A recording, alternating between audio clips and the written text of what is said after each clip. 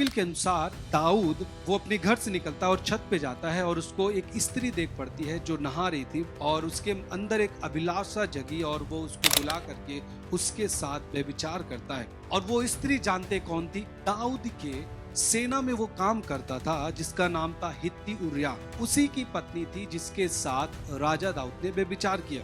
और जब जान जाता है राजा दाऊद कि वो स्त्री गर्भवती है, तब वो सोचता है कि इस बात की चर्चा किसी को लगे ना, कोई जान ना पाए, इस कारण से तो उसे लगा कि मैं कैसे करके उस चीज को छुपाऊं कि मैंने उसके साथ व्यभिचार किया है। तो वो जिन दिनों में युद्ध चल रहा था उन्हीं दिनों में वो उरिया को उसके घर भेजता है। 2 बार वो कोशिश करता है लेकिन उरिया जो था वो नहीं जाता है। वो कहता है कि मैं कैसे जाऊं जब मेरे साथ जो सैनिक हैं और जो मेरा जो लीडर है जो योआब है वो ऐसे ही रह रहा है, वो घर नहीं जा रहा, घर का सुख नहीं ले रहा, घर की रोटियां नहीं खा रहा है, मैं कैसे कहूं।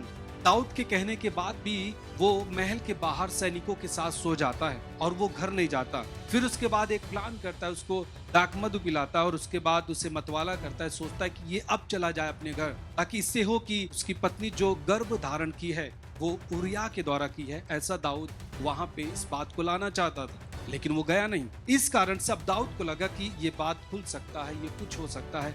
तो उसने क्या किया, सवेरे दाऊद ने योआब के नाम पर एक चिट्ठी लिखकर उरिया के हाथ से भेज दी, सबसे घोर युद्ध के सामने उरिया को रखना, तब उसे छोड़कर लौट आओ कि वह घायल होकर मर जाए। योआब ने जिस स्थान में वीर है उसी में उरिया को ठहरा दिया। तब नगर के पुरुषों ने मिलकर योआब से युद्ध किया। लोगों में से कितने खेत आए, उसमें हित्ती उरिया भी मर गया। परंतु उस काम से जो दाऊद ने किया था यहोवा क्रोधित हुआ, और उसके साथ साथ जो उससे बच्चा उत्पन्न होता है उसे भी परमेश्वर मार देता है। हालेलुया।